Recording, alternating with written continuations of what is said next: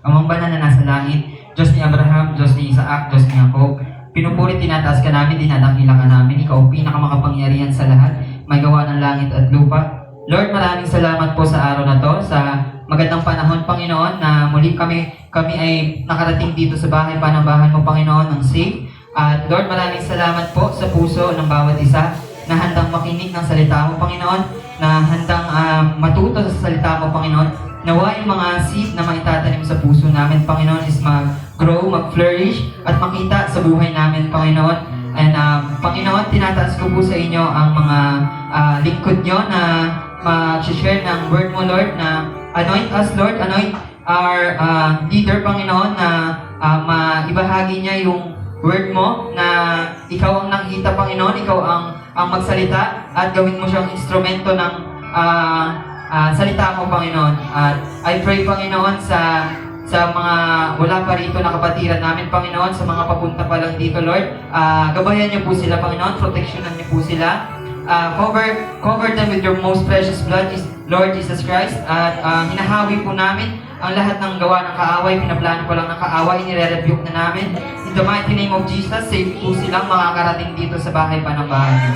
Panginoon, sa iyo namin tinataas, Panginoon, ang bansa namin, sa mga leaders ng bansa namin, Panginoon. Bigyan niyo po sila ng wisdom, Lord, na mailid yung bansa namin sa kaayusan, Panginoon, na mailid nila yung bansa namin sa kapayapaan, Panginoon. Nawa, Panginoon, magampanan nila, Panginoon, yung mga role nila na naayon sa gusto mo, Panginoon, na ayon sa will mo para sa bansa namin. I pray, Panginoon, sa mga kapatiran namin na nasa ibang bansa, Panginoon, nawa, Lord, sa mga oras na to, Panginoon, is naaalala ka nila, Panginoon, na magnawa, Panginoon, na magbigay din sila ng oras sa iyo, Panginoon, at isip ka din nila, Lord. At Lord, itinataas ko po sa inyo ang gawain na to, sa katagumpayan ng gawain na to, Panginoon.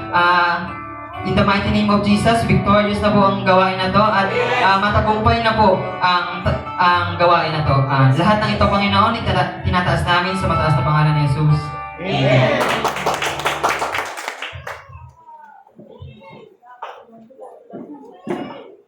Praise the Lord. Purihin po ang Panginoon, isa pong mapagpalang umaga sa ating lahat muli. Isa po munang malakas na palakpak para sa ating purihin po ang Panginoon. Gusto ko lamang pong i-welcome yung ating mga kapatid, mga bago sa ating bahay panambahan. Welcome po kayo sa Grace from Heaven Church. Welcome po kayo sa gawain ng Panginoon. Hindi nagkataon yung inyo pong pagdalo dito. Naniniwala kami na hindi ito yung una. Hindi ito yung huli. Ito lang yung magiging pasimula pa lamang ng ating mas malalim pa na pagsasamahan dito sa isang katawan ni Jesus Christ. Purihin po yung Panginoon. Alam niyo po kanina, sa testimony pa lang, ako po ay nagagalak na sa mga testimonies ng ating mga kapatid. Sabi ko kay Tisoy, gusto yung munang alisin yung yung verse dyan mamaya kasi natutuwa ako doon sa binigay na verse sa atin. Marami sa atin yung nagbigay ng kanilang mga testimonies na ang daming nangyayari, ang daming pinagdaraanan, may mga kalungkutan, may mga pagsubok, may mga struggle. And madalas, tayo, kumbaga may isang kapatid natin yung nagsabi, limitado lang si Sister Gwen. Limitado lang yung ating kakayahan. Kaya umaabot tayo sa point na kahit tayo na matagal na sa buhay natin bilang Kristiyano, dumarating pa rin tayo sa punto na tayo ay nakakaramdam ng paghihina. Nakakaramdam pa rin tayo ng pagod. And that's normal. Kasi habang tayo po ay nandito sa mundo, ito pong mundo ay ating temporaring tahanan lamang. And habang nandito po tayo sa mundo, tuloy-tuloy, we can expect na hindi po matatapos ang lahat ng ito. Pero ang napakaganda pong binigay sa atin dito sa Isaiah, sabi niya dito, kahit na ang mga bata ay napapagod at nanlulupaypay. Bakit bata yung kinuha niyang example? Bakit hindi yung mga matatanda kung mas malalakas na ang mga matatanda? Ang hina-highlight po dito is, yung mga bata ay full of energy. Ang kabataan ay prime of their age. So sila yung tinitingnan na pagdating sa enerhiya, bata, di ba? Kaya nga ang mga bata kailangan mong pagurin bago sila para makatulog sila. Kung hindi, hanggang magdamag kayong gising. Ganun po ang mga bata. Pero, even sila na punong-puno ng energy, napapagod. Napapagod din po sila. So, tayo ay kino-compare din sa kanila na kahit na puno ka ng energy, darating ang panahon, ikaw ay mapapagod, ikaw ay manlulupaypay. Pero ang sinasabi dito, ngunit muling lumalakas at sumisigla ang nagtitiwala kay Yahweh. Lilipad silang tulad ng mga agila. Sila'y tatakbo, ngunit hindi mapapagod. Sila'y lalakad, ngunit hindi mahihina. So napakasarap po ng promise ng ating Panginoon. At alam niyo po yung nakakatuwa. Kasi this verse relates sa paborito kong verse. Sa 1 Corinthians 15:58. Kung kabisado niyo po yan. Kaya nga mga kapatid, magpakatatag kayo at huwag patindihan. Magpakasipag kayo sa gawain para sa Panginoon, yamang alam ninyong hindi nasasayang ang inyong pagpapagal para sa Kanya. So kung iisipin, merong sinasabi sa iyo na hindi masasayang yung iyong pagpapagal. Pero at the same time, hindi niya rin naman sinasabi na ito yung ibibigay ko sa iyo. Ito yung makukuha mo dun sa paglilingkod. Pero alam niyo po, itong verse na to ay relate na relate din sa sinasabi ng awit. Sa awit chapter 23, ang sabi niya po dito, si Yahweh ang aking pastol, hindi ako magkukulang. Pinahihimlay niya ako sa luntiang pastulan at inaakay niya sa tahimik na batisan. Pinanunumbalik ang aking kalakasan at pinanunutnubayan, pinapatnubayan niya sa tamang daan upang aking pangaralan ang kanyang parangalan ang kanyang pangalan. Dumaan man ako sa madilim na libis ng kamatayan, wala akong kakatakutan pagkat ikay aking kaagapay. Ang tungkod mo at pamatok, ang gabay at sanggalang. Ipaghahanda mo ako ng salo-salo na nakikita pa nitong mga kalaban ko. Sa aking ulo, langis ay ibubuhos. Sa aking saro, pagpapalay lubos-lubos. Kabutihan pag-ibig mo sa aking di magkukulang. Siyang makakasama ko habang ako'y nabubuhay at magpakailanman sa bahay ni Yahweh mananahan. So ang sarap po nung nung laging encouragement ng ating Panginoon na sa mga oras na nakakaramdam ka ng pagod at panghihina, ang lagi mo lang tatandaan, meron kang Diyos na pwede mong lapitan. Meron kang Diyos na pwede mong iyakan. Meron kang Diyos na pwede mong pagsumbungan. At kailanman, yung Diyos na yon hindi ka tatalikdayan. So napakasarap po. Palakpak po sa ating Diyos sa buhay. Ulit-ulitin yung mga verses na yon. Kaya naman po, ngayon, speaking of verses, medyo mahaba yung ating pag-aaralan. Mahaba po yung ating book na kinuha kasi isa siyang kwento. So, storytelling muna tayo. Pero bago po tayo magsimula, gusto ko lang po munang ulitin yung paalala ni Pastor Rabi nung nakaraan. Ano po yung reminder kapag nag-start na yung deliver ng Word of God? Walang tatayo. Walang magsa-cellphone. Walang tatayo para uminom, para kumain. Tiisin po muna natin hanggang sa pagtatapos po ng gawain. Hindi naman po ako aabot ng 5 oras, mga 2 lang. Kaya po natin yan. So, ang verse po natin ay nasa aklat ng Mga Hari, chapter 13, verse 11 to 32. Samahan niyo po ako magbasa. Medyo mahaba po ito. Ang matandang propeta sa Bethel, naadyayahan ko po pala muna ang lahat na tayo tumayo bilang paggalang sa salita ng Panginoon. Mga Hari, chapter 13, verse 11 to 32. Ang matandang propeta sa Bethel. Nang panahong iyon, isang matandang propeta ang nakatira sa Bethel. Dumating ang kanyang mga anak na lalaki at ibinalita ang mga nangyari sa Bethel ng araw na iyon. Sinalaysay nila ang ginawa ng propeta ng Diyos at nangyari sa Kalis. Saan siya naman at siya umalis. Tanong ng ama, tinuro ng mga anak ang pangalan ng propeta ng Diyos na nangyari sa Juda. Ihandali mo ang asong sasakyan ko, utos ng ama. Inihanda ng mga anak ang aso at sumakay ng propeta. Tinapon niya ang propeta ng Diyos at inabutan niyang napapahinga sa ilalim ng puno ng kusina. Ikaw na ang propeta ng Diyos na nagkakali sa Juda. Sabi niya, ako nga po, sagot naman ito. Sumama ka sa akin sa aming tahanan upang makakain ang niyaya ng handang propeta. Sumagot naman ang propeta ng Diyos, hindi ako maaaring sumama sa inyo pabalik. Hindi rin mo ako maaaring kumain o uminom ng anuman dito, sapagkat ganito ang utos sa akin ni Yahweh. Huwag kang kakain o iinom ng anuman doon, at huwag ka rin babalik sa iyong dinaanan. Propeta rin ako tulad mo at sinabi sa akin ng isang anghel na inutusan ni Yahweh na dalhin kita sa bahay ko upang makakainin at painumin bilang ng propeta. Ngunit nagsisinungaling lamang ang matandang propeta. Sumama nga sa kanya ang propeta galing sa Juda. Kumain siya at uminom sa bahay ng matandang propeta. Habang sila'y kumakain, dumating sa matandang propeta ang pahayag mula kay Yahweh. Kaya sumigaw siya sa propetang galing sa Juda. Ganito ang pinapasabi ni Yahweh. Sinuway mo ang aking utos, bumalik ka sa iyong dinaanan, at kumain ka at uminom sa lugar na pinagpapawal ko sa iyo. Dahil dito ang bangkay mo ay hindi maililibing sa sarili ng iyong mga magulang. Nang sila'y makakain, nagdala ang matandang propeta ng aso sa sasakyan ng propetang galing sa Juda. Sa kanyang pag-uwi, nakasalubong niya ang isang leon sa daan at siya ay pinatay nito. Nandusay ang kanyang bangkay sa tabi ng daan at pinatayan ng leon at ng aso. May mga tao na padaan doon at nakita nila ang bangkay sa tabi ng daan at ang leon na kabantay. Ibinalita nila sa bayan ang kanilang nakita at nakarating ang balita sa matandang propeta.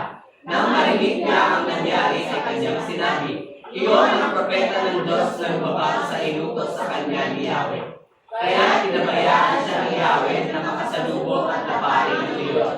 Pagkatapos, inutusan niya ang kanyang mga anak na lalaki na ipaganda siya ng asnong masasakyan. Umalis siya at nadatnan ang bangkay sa tabi ng daan. Nakabantay sa tabi ng bangkay ang asno at ang leon. Hindi nito kinain ang bangkay at hindi rin nito ginalaw ang asno. Isinakay ng matandang propeta ang bangkay sa tabi ng asno at dinalhin sa bayan upang ipagluksa at ilibing. Sa sariling libingan ng propeta, inilibing ang bangkay ng propeta ng Diyos. Kawawa ka naman, kapatid, panaguhin niya. Nang mailibing ang bangkay, sinabi ng propeta sa kanyang mga anak na lalaki, kapag ako'y namatay, dito na rin ako ililibing, katabi ng kanyang mga uto, sapagkat matutupad ang mga sinabi niya sa utos ni Yahweh, laban sa altar ng Bethel at laban sa lahat ng sagradong burol ng Samaria. Tayo po'y manalangin. Amang banal na nasa langit, sa pangalan ni Jesus na aming Panginoon, kami po'y nagpupuri. Nagpapasalamat kami, dakilang Diyos, sapagkat meron kaming pagkakataon na muling mag-aral ng iyong banal na salita. Yes. Lord Jesus, maraming salamat po sa iyong Holy Spirit na siyang nangunguna sa amin sa aming gawain, Panginoon. Maraming salamat po, Panginoon, sa malayang paggalaw ng iyong Santong Espiritong Banal sa pasimula pa lamang po ng aming gawain, dakilang Diyos. Patuloy po namin kiniklaim, Lord Jesus, ang kahimalang pagkilos ng iyong Holy Spirit, Panginoon, sa oras na ito, Lord God. Amang banal, narito po kami nagpapasalamat sapagkat narito nakahain, Panginoon, ang aming kakainin para sa oras na ito. Salamat po, Panginoon, sapagkat napakasarap namnamin, Lord God, ang salita na nanggagaling sa iyo, Panginoon. Tunay nga po na ito'y nagdudulot sa amin ng kalakasan, Lord Jesus. Ito'y nagdudulot sa amin ng sigla, Panginoon. Ito, Panginoon, ay nagdudulot sa amin ng kabusugan, Lord God. Lord, salamat po, Panginoon. Ang aming pong dalangin, ihanda mo po kami, Lord God, sa aming muling pagharap sa iyo sa oras na ito, Panginoon.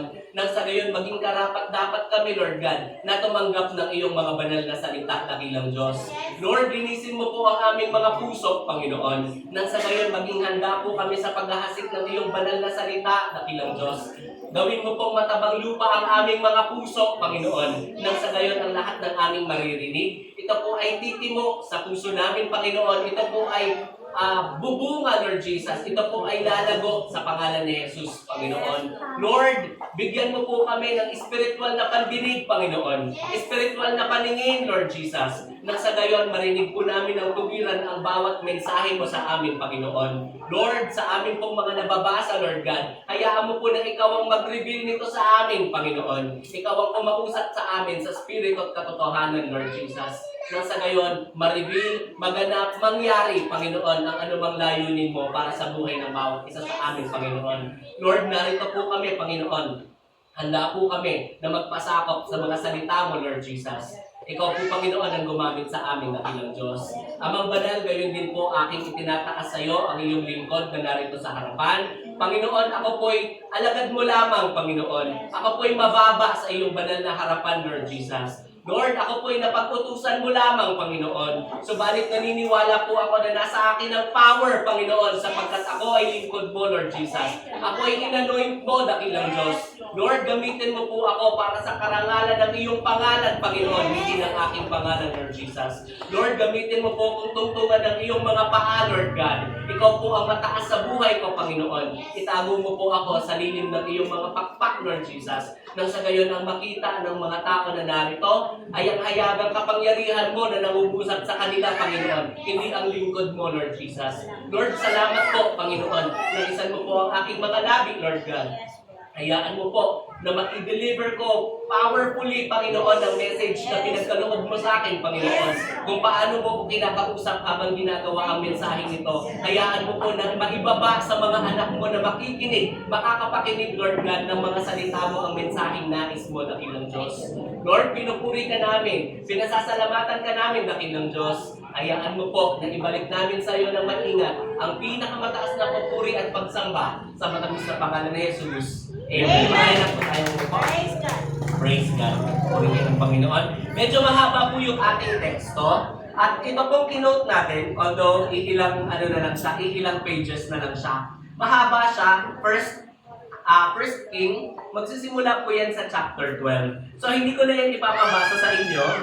Ako po ay magbibigay na lang ng summary nung nangyari. Pero para mas maintindihan natin kung saan nagmula itong kwento. Ito po yun. Merong isang hari sa may Bethel, sa lugar ng Bethel. Ang Bethel po ay isang lugar. Meron po doong itinalagang hari, which is si Jeroboam. Si Jeroboam po ay itinalaga bilang hari nung nagkanya-kanya yung 12 tribes ni Solomon. Dalawa po yung hinirang na hari. Yung 2 tribes ay pumanig dun sa isa, and then yung 10 naman ay pumanig sa kanya. So sa kanya yung pinakamarami sa mga tribes. So itong hari na to, nagtatag siya ng sarili niyang bayan, kumbaga. Pero itong hari na to, pagkatapos niyang ma-ordain bilang hari, punong-puno pa rin siya ng worry. Isipin niyo po yun na yung 12 lipi, 10 doon pumanig sa kanya. 2 yung pumanig doon sa kabila. Hindi nagkasundo-sundo yung mga lipi, yung 12 tribes na yon. So siya, ang worry niya, kapag itong mga anak ni David, itong lahi ni David, lipi ni David, kasi lahat po yun ay nanggaling sa lipi ni David.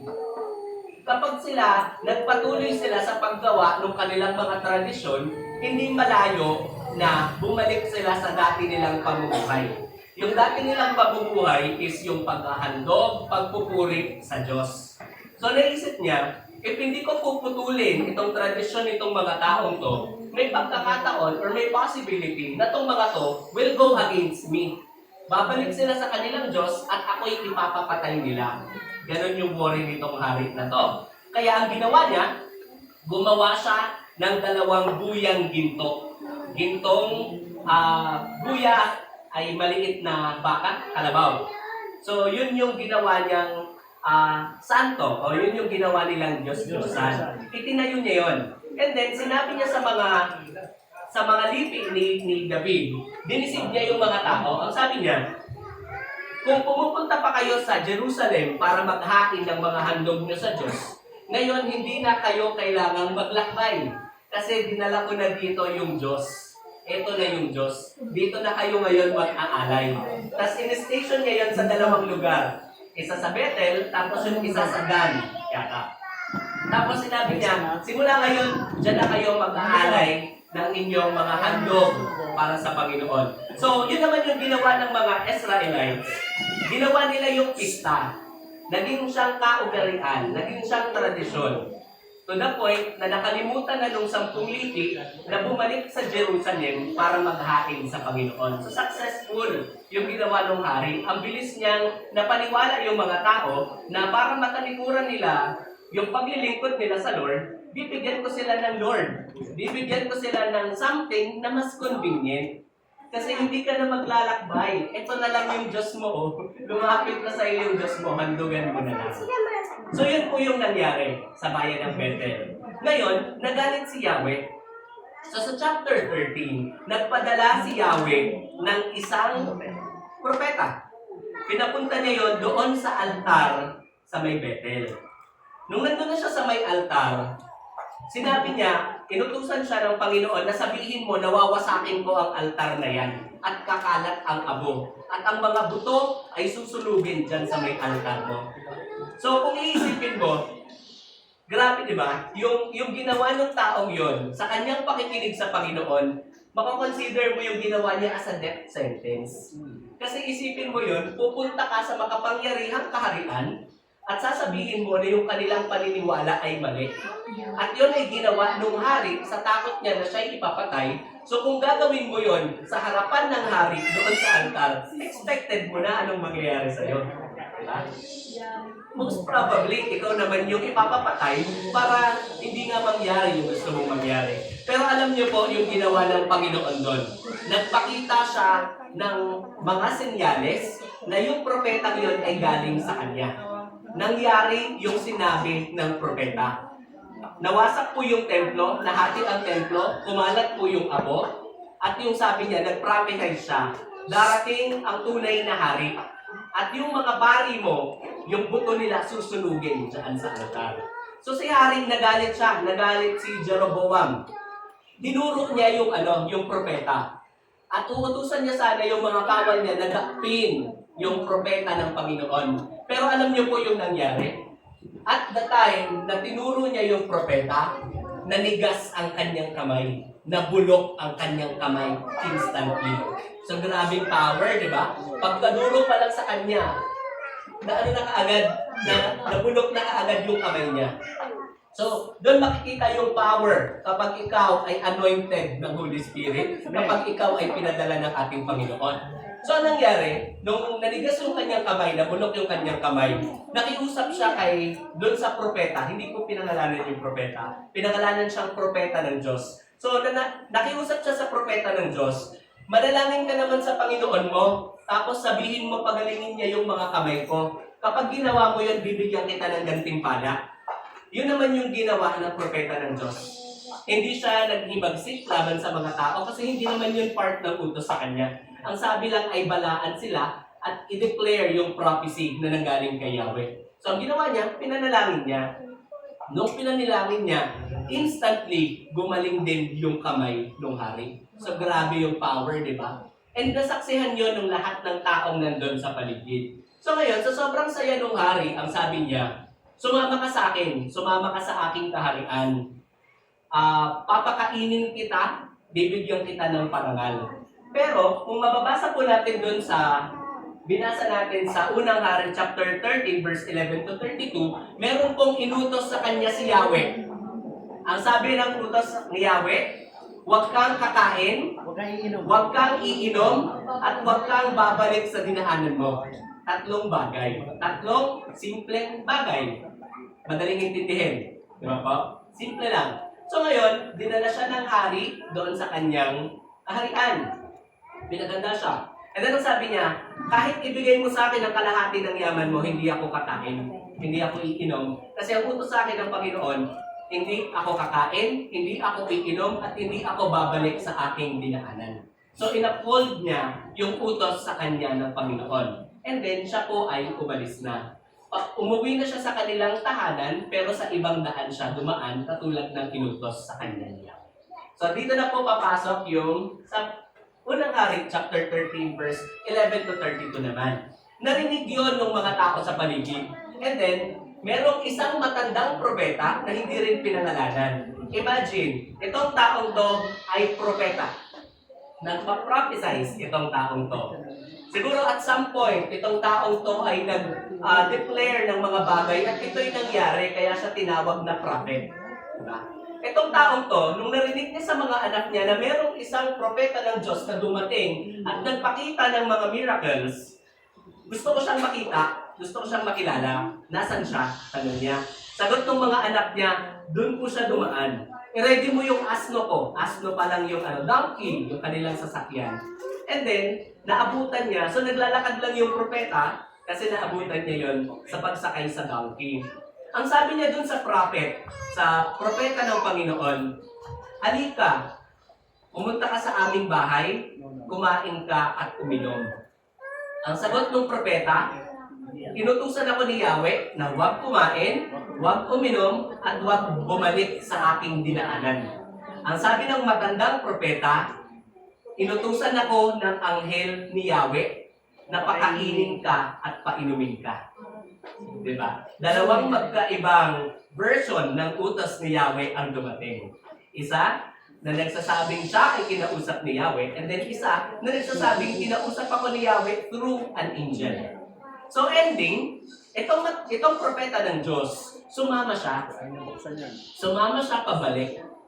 Pagdating niya doon sa tahanan, pinaganda siya ng pagkain. Siya ay kumain at uminom.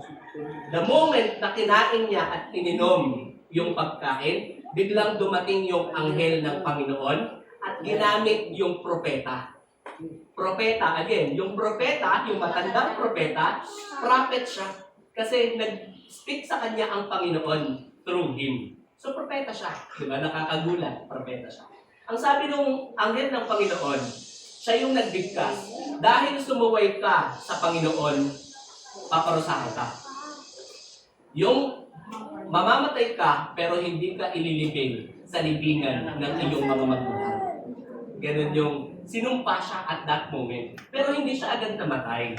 Ang nangyari, dahil dun sa kanyang narinig, umalis na siya. Sumakay siya dun sa asnong sinakyan ng matandang propeta at umuwi na papunta sa kanila.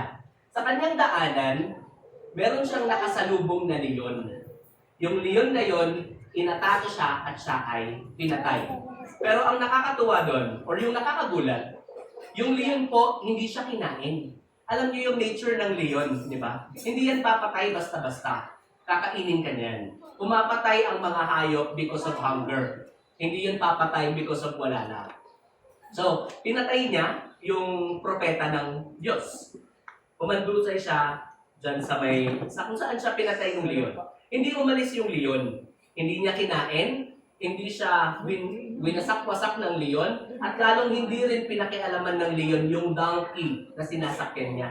Ibig sabihin, yung leon, may something doon. Hindi siya normal na leon. So, may nagputos sa leon na patayin yung propeta ng Diyos. Which is, yon yung hatol na binigay ni Yahweh na mamamatay ka. Dumating ngayon yung balita sa mga tao na nakakita, and then nakarating yon sa matandang propeta. So pinuntahan niya yung kung saan nakita yung bangkay ng batang propeta. And then nakita niya, ang sabi niya doon, kawawa ka naman. Kawawa ka naman kapatid. Coming from you, ah. Ikaw pa talaga yung naawa sa akin, ha? Samantalang ikaw naman yung dahilan. Sabi mo kasi kinausap ka ng anghel ng Diyos. So, ang ginawa niya, kinuha niya yung bangkay. Babalikan ko yung leon. Kapag pa may leon dyan, lalapitan niyo ba yun para kuhanin yung kung ano bang nasa harapan ng leon? Huwag na, uy. Siyempre hindi. Bahala na kayo dyan. Kainin ka na lang ng leon dyan. Bahala ka. Hindi kita papakialaman dyan. Madamay pa ako dyan. Pero, kung babasahin ko siyang patuloy, nakuha nila yung bangkay ng lalaki. Bangkay ng propeta ng Panginoon. And hindi sila pinakialaman ng leon. Kasi yun yung dineclare ni Yahweh na yung katawan mo ay hindi ililibing sa libingan ng iyong mga magulang.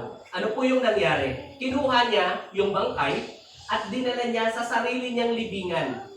Nakahanda na yung libingan niya kasi matanda na siya eh. Imbis na siya yung gumamit ng libingan, ipinagamit niya yon doon sa batang propeta. So ending, nangyari din yung declaration ni Yahweh na hindi ka ililibing kung saan nilibing ang iyong mga magulang. Kung babasahin niyo po yun patuloy, siya naman nagsabi siya sa kanyang mga anak, kapag ako namatay, dito niyo rin ako ilibing kasama ng buto ng propetang ito. Kasi totoo ang kanyang sinabi. Mangyayari ang sinabi ni Yahweh sa kanya na merong darating na hari at sisirain ang altar sa Bethel. So even yung prophet na matandang prophet na nag-receive sa batang prophet, nag-prophesize. Diba? Nag-declare din siya at sinabi niyang mangyayari to. So prophet din talaga siya. Diba? Ending, Kung babasahin niyo po yun, wala na sa text natin. Nangyari po yung propesiya na binigay ng batang propeta o yung propeta ng Diyos. Ang dumating po ay si King Josue. 300 years in the making. So 300 years ang nagdaan, pero yung fulfillment ng prophecy ay nangyari pa rin. At nung namatay yung matandang propeta, ang sabi niya, doon siya nilagay nga sa ano nila. Then, nung dumating si Joshua, winasak niya yung altar, katulad ng sinabi sa propesiya. Yung mga buto, kasi doon hinihimlay yung mga pari. Ang ginawa niya doon, inilagay niya sa altar, sinunog niya yung altar. Ay sinunog niya yon kasama sa altar. So, declaration and fulfillment din ng prophecy na dyan susunugin yung buto ng mga pari mo. So, lahat po yun ay nangyari. Pero nakita nila yung buto o yung libingan nung propeta ng Panginoon. Ang sabi niya, kaninong buto ang nakahiplay dyan? And then ang sabi, galing yan sa propeta ng Panginoon na nagdeklara or nagprophesy about sa pagkasira ng altar sa Bethel. Ang sagot niya, huwag niyo yung pakialaman, hayaan niyo siyang humimlay. And kasama sa paghimlay ng buto is yung buto ng matandang propeta. Kasi magkasama silang inilibing doon sa libingan na yun. Sobrang na-amaze ako nung sa story na to and sobrang nakaka-move niya. Kasi, kumbaga, iba siya sa lahat ng mga nababasa nating text sa Bible na punong-puno ng pag-ibig, na punong-puno ng redemption. Dito, matutuklasan natin yung isang tao na inutusan ng Panginoon, sumunod sa Panginoon, pero along the way, nagkamali. Itong taong to ay sumuway sa utos ng ating Panginoon, pero ang dahilan ng kanyang pagsuway ay isa ring lingkod ng Diyos. Diba? Siya'y namatay at binigay sa kanya, pinataw sa kanya yung parusa na para sa kanya. Sobrang nag-aano ako nun. Sobrang Lord, bakit gano'n? Bakit yung matandang propeta, siya yung nagsinungaling, pero ending, siya pa nga yung nag-benefit pa nga siya doon sa gawa ng batang propeta, kasi nalibing yung mga buto niya kasama ng batang propeta. Subalit, ang nakakatuwa po doon, kasi yun ay nagpapakita or pagpapakita na kapag ikaw ay lingkod ng Panginoon, lingkod ka ng Panginoon. Diba? Yun nga lang, marami tayong mga pag-aaralan sa oras po ito. Meron din, yung sa propeta naman, hindi, binalikan ko rin, trinay ko rin balikan kung makikita sa hari. Hindi doon sinabi kung sino yung nag-ordain doon sa matandang propeta. Basta pinangalanan lang siyang matandang propeta. And marami naman po kasing propeta sa Old Testament, kung babasahin niyo yung Old Testament. Itong matandang propeta na to, yung nagsinungaling nga, na siya ay kinausap ng Panginoon na ang ending is naparusahan yung batang propeta. So, nakakagulat siya. Kasi una, number one, makikita mo yung power ng Panginoon sa kanyang mga sinugo. Na for you, or madalas, nakikita natin yung bagay na yun nasa death sentence, pero hindi. I-deliver ka ng Panginoon basta siya ay nagsugo sa'yo. Hindi ka papabayaan ng Panginoon. Sabi nga sa Isaiah, manghihina ka, manlulupay-pay ka, pero papalakasin ka ulit ng Panginoon para kang agila na lilipad. Diba? Pangalawa, merong propeta, merong mensahero, tagapagturo siya ng salita ng Diyos, pero imbis na palapitin niya sa Panginoon yung batang propeta, siya yung naging dahilan para lumayo. Dalawa. Pangatlo, yung nabanggit ko kanina, kaya kang i-deliver ng Panginoon sa mga bagay, sa mga sitwasyon na parang minsan imposible. Katulad na lang yung sa Leon. Katulad na lang dun sa hindi siya pinatay ng mga alagad ni Jeroboam. And then, pang-apat, mabagsik ang Panginoon laban sa pagsuway. Laban sa kasalanan. Sa ang tindi, di ba? Ang tindi ng message. Kaya, gusto ko pong ituon yung ating pag-aaral sa katotohanan na hindi po sapat ang mabuting simula kapag naglilingkod sa Diyos. Ang kailangan, manatiling tapat sa utos hanggang sa huli. Kaya naman po, Meron tayong dalawang pag-aaralan sa araw na to. At ang ating pong pag-aaralan ngayon ay pinamagatang Suriin. sige, pabalik kapatid. Suriin. Papatas yan. Suriin Yan. ang balita. Ano po yung pag-aaralan natin? Suriin ang salita, huwag basta maniwala. Praise the Lord. So, yan po, malinaw na kailangan nating suriin yung mga bagay na ating naririnig. And dahil masyado nang mahaba yung text natin, masyado nang mahaba yung intro, para sa akin dun pa lang sa pagbabasa nun is fulfilling na kasi napakasarap. Pag ang sarap niyang dili-diliin yung power ng ating Panginoon, meron na lang tayong dalawang pag-aaralan. Yung una, number 1, unahin ang salita ng Diyos kaysa salita ng tao. Nandun po ba ito sa text na binasa natin? Amen. Andun siya. Meron lamang pong 3 simpleng utos yung Panginoon. 3 napaka-explicit na sinabi niya doon sa propeta. Una, huwag kang kumain. Pangalawa, huwag kang uminom. Pangatlo, huwag kang babalik sa iyong pinagalingan. Mahirap po ba yung 3 utos? Magulo ba siya? May ambiguity ba doon? Nakakalito ba yun? Hindi, lahat po yun explicit. Ang sabi lang ng Panginoon, huwag kang kumain, huwag kang uminom, at huwag kang babalik sa dinaanan mo. Hindi niya rin sinabi na huwag kang umuwi. Di ba? Una, hindi niya sinabing, huwag kang kumain habang buhay. Mamatay ka sa gutom. Hindi yun sinabi ng Panginoon. Ang sabi niya lang, huwag kang kakain, huwag kang iinom, at huwag kang babalik sa dinaanan mo. Hanggang sa matapos yung inuutos ko sa'yo. Ganun lang yan. Hindi niya sinabi, huwag kang iinom habang buhay. Mauhaw ka, magutom ka hanggang sa mamatay ka. Lalong hindi niya rin sinabi na huwag kang uuwi sa bahay mo. Kasi kung papansinin niyo yung utos, pwede siyang umuwi. Pero, ang rule is, huwag lang siyang dadaan kung saan siya dumaan. So, pwede siyang dumaan sa ibang ruta para lang makauwi. Kasi yung promise sa kanya is, ililibing siya sa libingan ng kanyang mga magulang. Diba? So, hindi niya pinagbawalan yung propeta. Napakasimple lang ng kanyang inutos. Pero sa kabila ng kaliwanagan or kalinawan ng mga utos ng Panginoon, hindi pa rin yun nasunod ng batang propeta. Hindi dahil sa ayaw niyang sumunod, mga kapatid. Kasi kung pag-obey man lang ang pag-uusapan natin, matinding obedience na yung sumugod ka doon sa may hari, di ba? At i-declare sa kanya na mali yung ginagawa mo. So hindi sa ayaw niyang sumunod. Hindi din dahil sa ayaw niyang magutom at mauhaw. Hindi rin dahil sa nahirapan siya sa inutos ng Panginoon. Kundi dahil mas pinili niyang makinig sa tao kaysa pakinggan yung utos ni Yahweh. Na si Yahweh na mismo yung nag-declare nung utos niya na yon. At dahil sa kanyang ginawa, hindi po natuwa ang Diyos. Hindi po natutuwa ang ating Panginoon kapag tayo ay sumusuway sa utos. And tayo as Christians, we always claim na kapag Kristiyano na ako, meron akong Holy Spirit. Diba? Dati nga, ang tawag natin sa bumubulong sa atin, konsensya. Pero ngayon, ang tawag natin doon ay bulong ng Holy Spirit. So malinaw na every time, laging nandun yung Holy Spirit para paalalahanan tayo. Laging nandoon yung pangungusap ng ating Panginoon.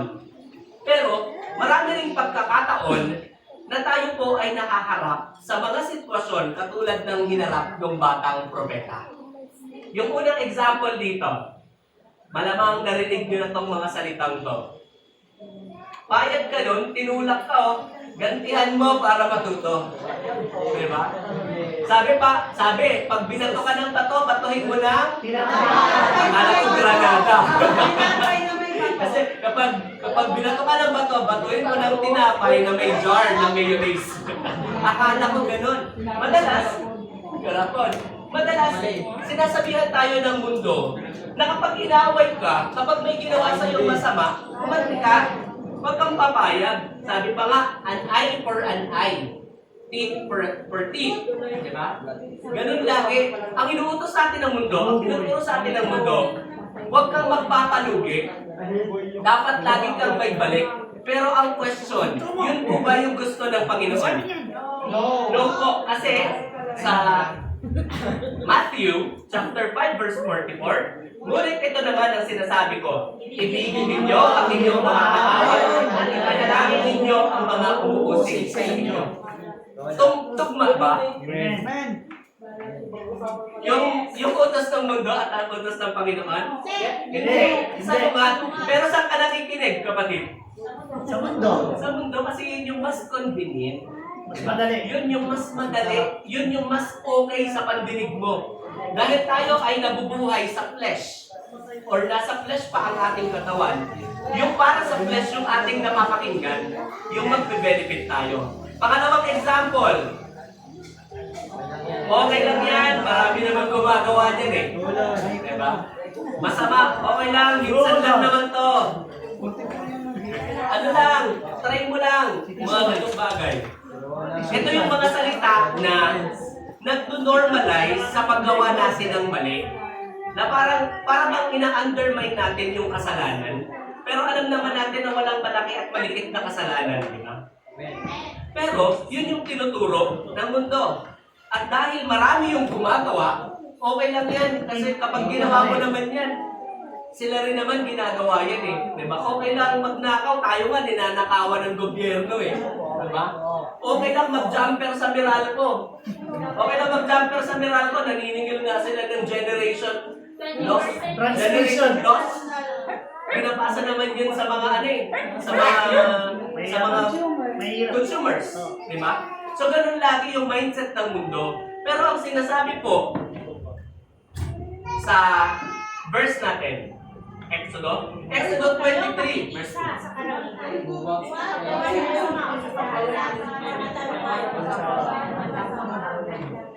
Diba? Huwag kayong magkikiisa sa karamihan, lalo na kung yung gagawin mo is paghadlang sa katarungan. So sobrang against din yun sa tinuturo ng mundo. Pero aminin natin mga kapatid, yung dalawang statements na yun, madalas natin siyang naririnig.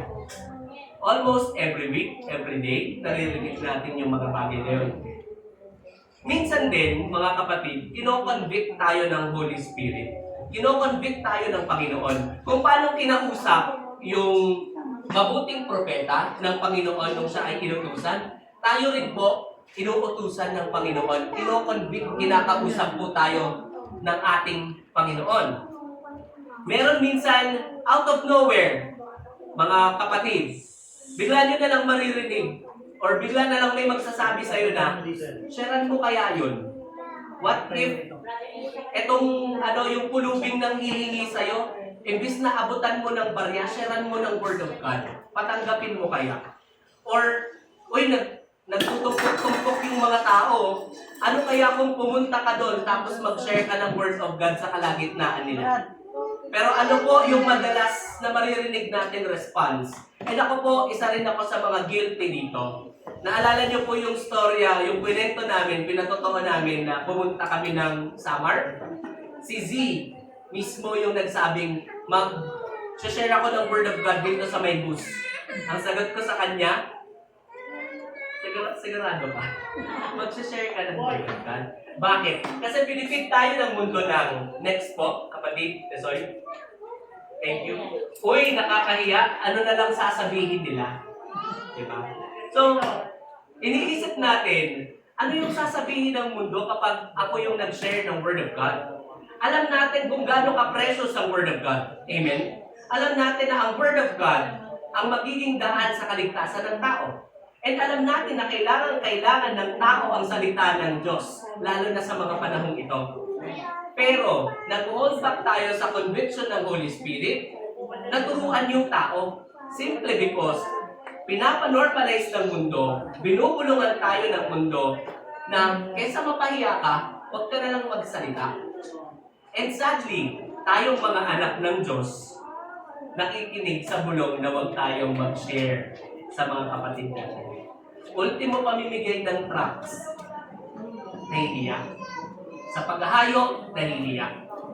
Masakit po yung masakit yung Word of God, pero yun po kasi yung gusto sa ating ibigay na mensahe ng ating Panginoon. na tayo po lahat ay tinawag na merong purpose. Pero, hindi po mangyayari ang mga bagay na yon if hindi po tayo susunod sa ating pagkatawag. Thessalonica chapter 5 verse 19 to 20, huwag ninyong hadlangan ang Espiritu Santo. Huwag ninyong baliwalain ang anumang pahayag mula sa Diyos. So kapatid, kapag kinoconvict ka ng Holy Spirit na mag-pray, mag-pray ka. Kapag kinoconvict ka ng Holy Spirit na magbasa ka ng Word of God kasi malungkot ka, papasayahin ka ng Panginoon, magbasa ka ng Word of God, kapatid. Napaka-explicit makipag-usap ng Holy Spirit sa atin. Hindi mo kailangang i-decode, hindi mo kailangang pag-aralan, napaka-simple. Hayagan ang laging revelation ng Holy Spirit sa atin. At ang utos po ng Panginoon, huwag mong suwayin yung utos ng Holy Spirit. Sa next verse, Gawa, chapter 7, verse 51. Matigas ng ulo ninyo, ang mga puso sa inyo ay para sa mga pagano. Kung ano ang ginawa ng mga ninuno, yun din ang ginagawa ninyo ngayon. Lagi ninyong nilalabanan ang Espiritu Santo. Bago ba siya? Hindi. Matagal na siyang nangyayari even sa panahon ng ating mga ninuno. Na-experience na rin nila yun.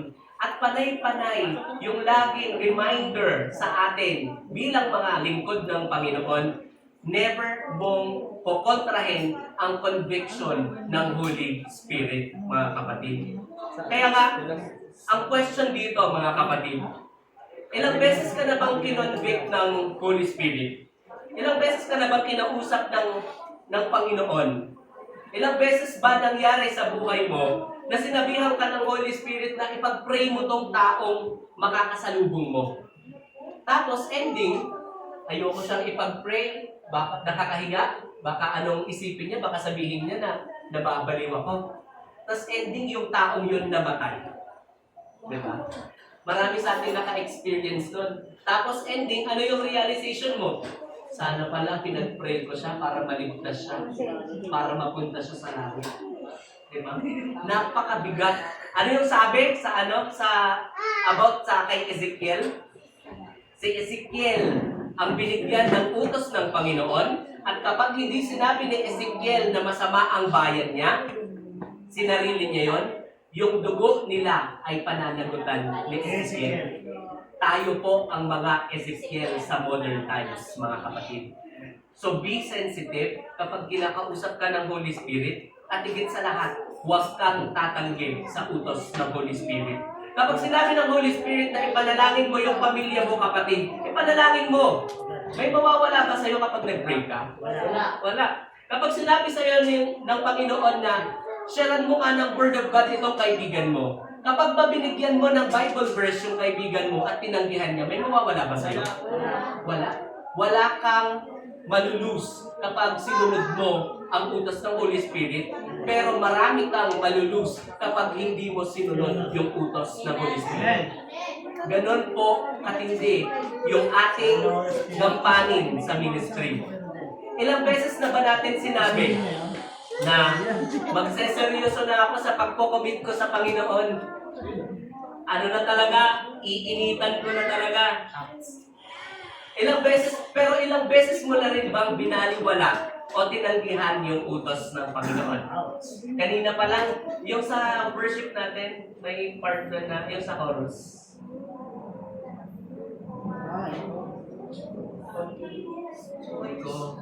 Sasama sa'yo, saan ka matutungo?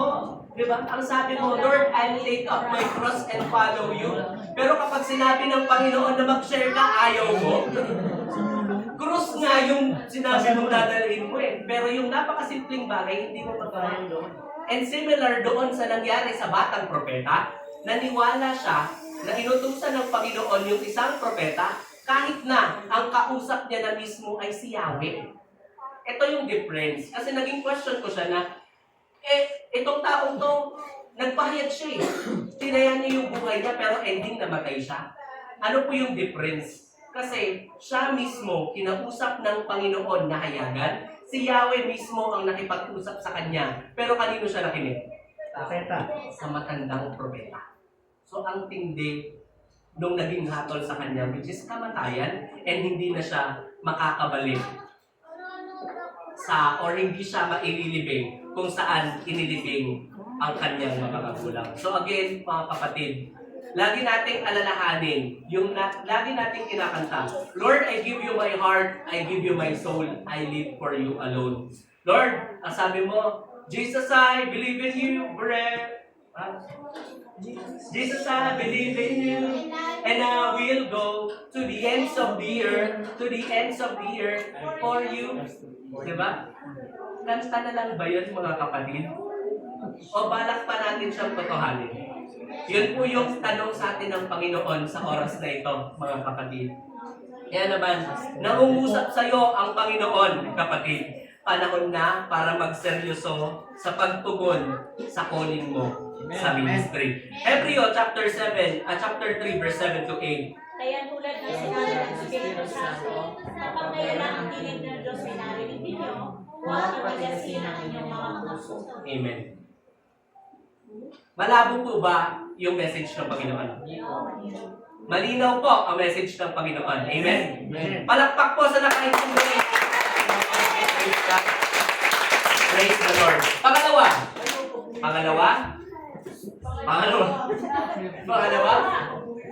Huwag basta-basta magtiwala lamang sa otoridad. Mga kapatid. Ito mabigat din to, mga kapatid. Balikan natin yung kwento doon sa Hari, chapter 13. Merong isang matandang propeta. Tapos, ganun na lamang siyang pinagkaliwalaan ng batang propeta. Ending, or siguro, probably, naranasan kasi ng propeta ng Diyos kung paano siya kausapin ng Panginoon. So parang sa kanya tuloy, kapag may mga tao na nag-claim na ako ay pinadala, sinugo ng Diyos, dahil ako mismo ay sinugo ng Diyos, maniniwala ako sa iyo. Kasi kung ako nga kinausap, ikaw pa kaya, hindi ka kausapin. Makikinig ako sa sinasabi mo. Or pwede rin, sa sobrang init niya sa paglilingkod or sa pagsunod, kung paano ba naman siya sinugo ng Panginoon doon sa Bethel, para sa kanya, willing siyang tanggapin lahat ng utos na dumadating sa kanya galing sa Panginoon. Pero, ang mali po doon is kung kanino siya nakinig.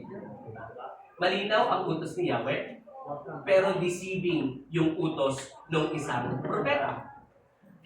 Ang mali doon ng isang batang propeta, hindi niya sinuri kung galing pa ba talaga sa Panginoon yung sinabi ng isang propeta. The moment, kapatid, na yung faith mo ay kinokontradict ng isang bagay na sinasabi nilang tama, pero alam mo sa sarili mo na ang sinasabi ng Biblia, ang sinasabi ng Holy Spirit ay iba, hindi ka dapat makinig, kapatid. Hindi ka dapat basta-bastang tatanggap ng turo. Ang kailangan, ikaw mismo dapat marunong kang mag-search. Dapat alam mo kung paano suriin yung sinasabi ng mga tao sa paligid mo.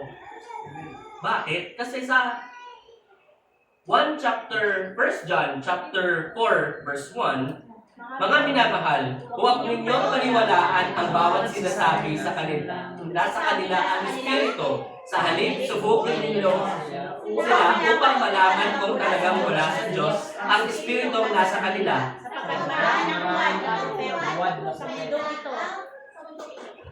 Marami ng false prophets na naglalabasan, mga kapatid. And mahirap i-distinguish ang isang false prophet sa totoong propeta kung ikaw mismo hindi mo alam kung paano ka dapat susunod sa Panginoon. Kung ikaw wala kang idea sa kung ano yung tama at mali, malamang susunod at susunod ka na lang sa mga taong may authority na nag-claim na sila ay inutusan ng Panginoon. Kaya naman, kung babalikan ninyo yung storya, yung prophet, in-highlight ko po yun kanina nung nagbuod ako ng story. Yung prophet, yung matandang prophet, kahit siya ay nag-prophesy. Kung babalikan niyo yung sinabi niya doon, nang malibing ang bangkay, sinabi ng propeta sa kanyang mga anak, kapag ako'y namatay, dito rin ninyo ako ililibing, katabi ng kanyang mga buto, sapagkat matutupad ang mga sinabi niya sa utos ni Yahweh laban sa altar ng Bethel at laban sa lahat ng sagradong burol ng Samaria.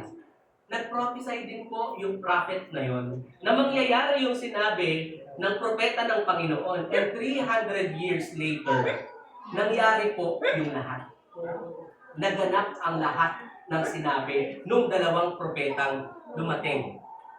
Kaya, kumbaga, hindi lang basta-basta false prophet yung kailangan mong ilagan or kailangan mong alamin. Kailangan mo talagang suriin lahat eh.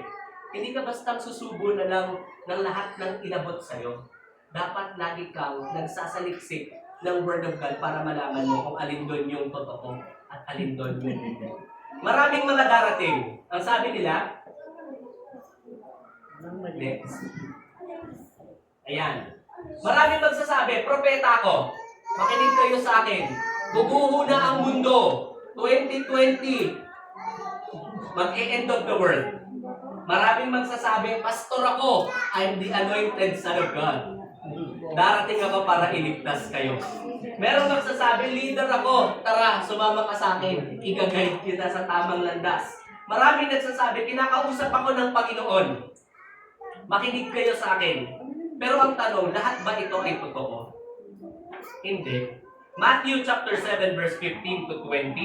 Mag-ingat kayo sa mga huwad na propeta. Lumalapit sila sa inyo na parang tupa, ngunit ang totoo ay mababangis na asong gubat. Makikilala ninyo sila sa kanilang mga gawa. Mapipintasas ba ang ubas sa puno ng tawag o ang igos sa matinik na halaman?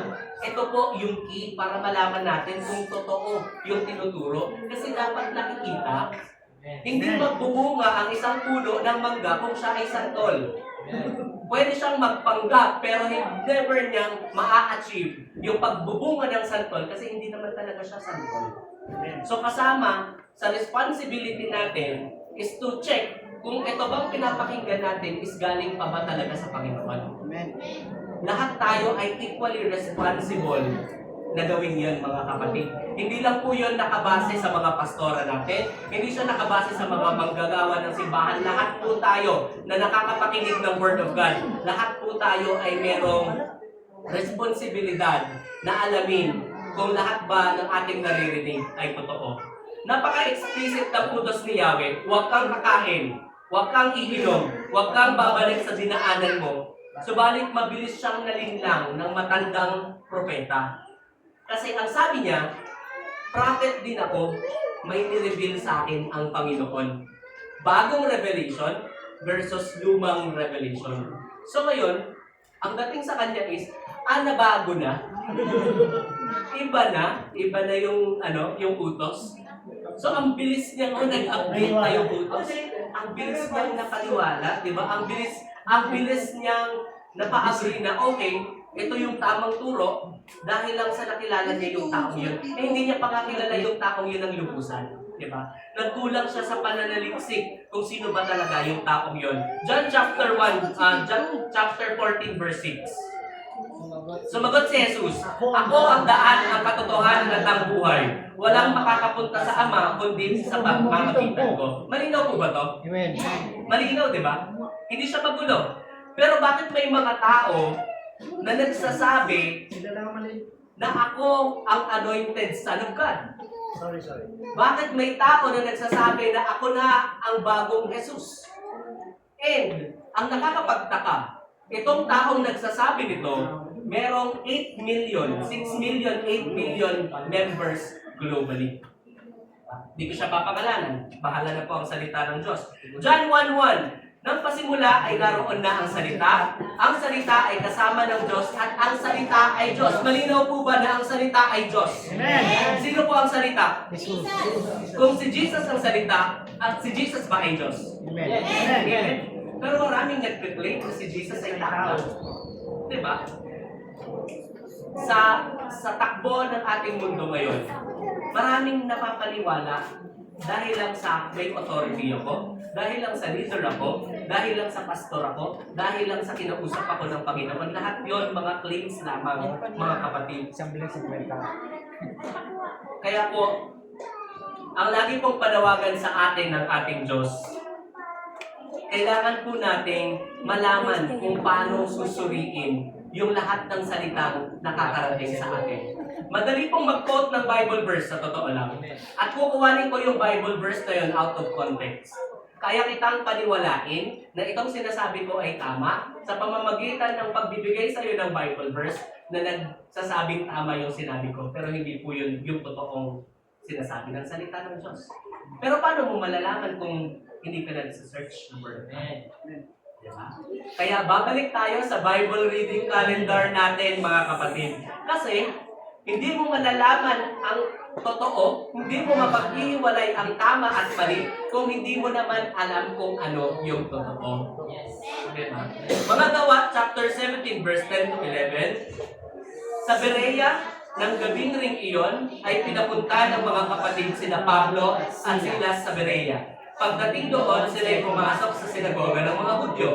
Mas bukas ang isipan ng mga Hudyong taga roon kaysa sa mga Hudyong taga Thessalonica. May pananabik silang nakinig sa mga paliwanag ni Pablo at sinaliksik nila araw-araw ang mga kasulatan upang tingnan kung totoo nga ang sinasabi niya. Imagine, sino po yung nagturo sa kanila? Si Pablo.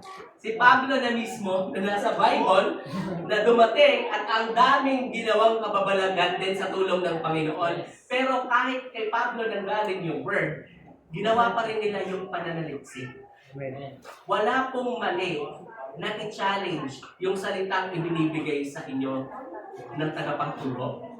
Kasi kailangan din po nating maki-correct yung isa't isa. Kailangan po nating malaman kung ano yung totoo at kung ano yung hindi. And again, hindi po natin malalaman kung ano ang totoo at hindi kung hindi natin sasaliksikin ang kasulatan araw-araw.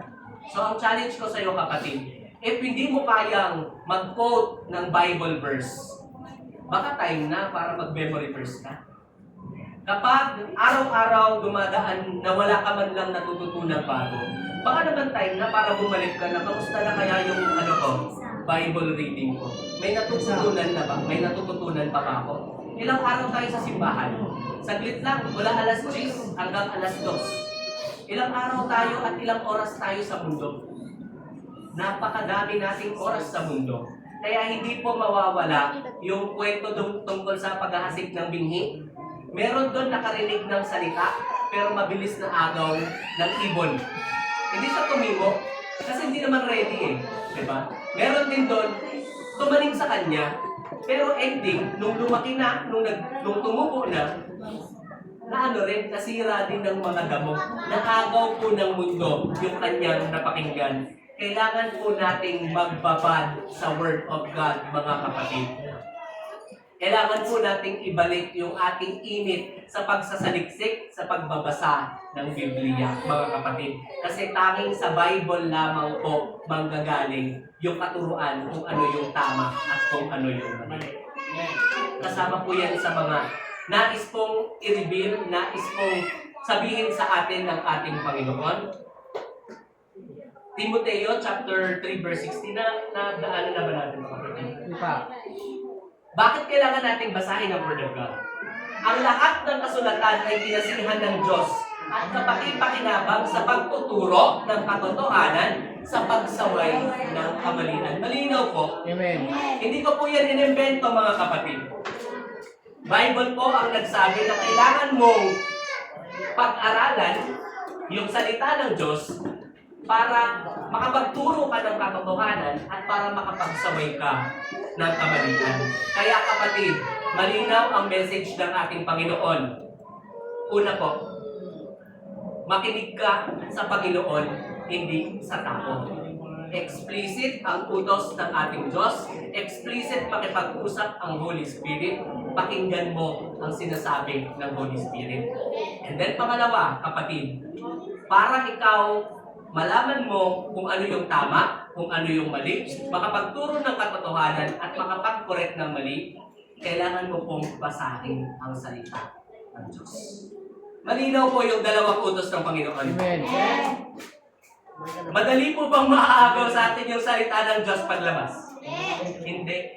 Ulitin ko po, explicit makipag-usap ang Holy Spirit. At kung sa ngayon, wala pang rema, wala pang tumbok, hindi pa bumabaon, kapatid, take your time na dinidilihin yung salita ng Panginoon. I-review niyo po yung inyong mga notes. Kausapin niyo po ang Panginoon sa quiet time ninyo.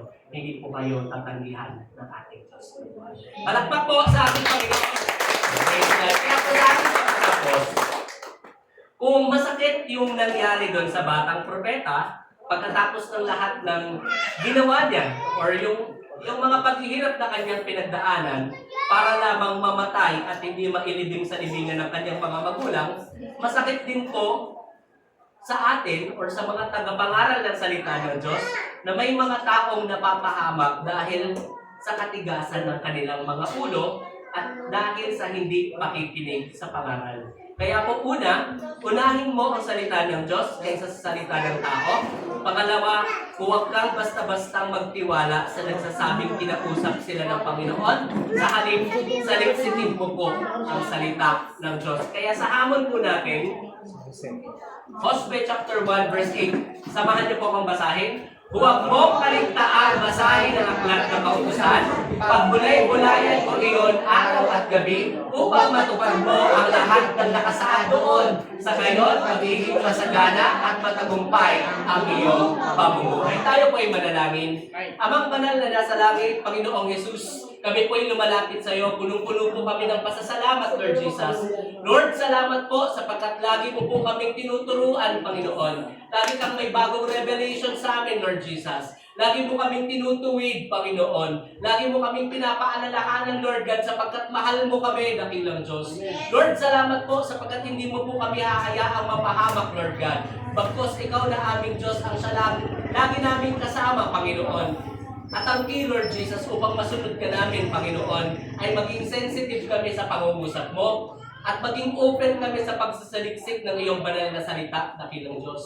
Lord, alam po namin ang mga challenges na aming kinakaharap sa aming pong pag-share ng Word of God, sa aming pagbabasa ng Word of God, Panginoon. Lord, mahirap. Mahina kami bilang tao, subalit malakas ang aming Diyos, Panginoon. Mas malakas ang aming Panginoon kaysa sa anumang hadlang sa mundo, Panginoon. Kaya naman, Lord, narito po kami. Ready po kami to take up our cross and follow you, Panginoon. Lord, pinupuri ka namin, dakilang Diyos. Ikaw po ang magpala ng mga salita mo na natanim sa aming mga puso, Panginoon. Hayaan mo po na ang lahat ng ito ay bumaon, Lord Jesus. Huwag maagaw ng kaaway, Panginoon. Na ang salita mo, Panginoon, ay tumubo sa aming mga buhay, Lord Jesus, at hindi po basta-basta maagaw ng mundo, Panginoon. Bagkus ito po'y lumaki ng sagana, Lord God. Ito po ay yumabong, Panginoon, at magbunga sa aming mga buhay, dakilang Diyos. At nawa, Panginoon, kami naman, Lord Jesus, ang maging katuwang sa pagpapalawak pa, Panginoon, pagkahasik, Lord Jesus, ng buto ng salita ng Diyos, Panginoon, dito sa mundo. Lord, maraming salamat po, Panginoon, sa revelation mo. Sa iyo po namin ibinabalik ang pinakamataas na papuri at pagsamba sa makapangyarihang pangalan ni Jesus. Amen.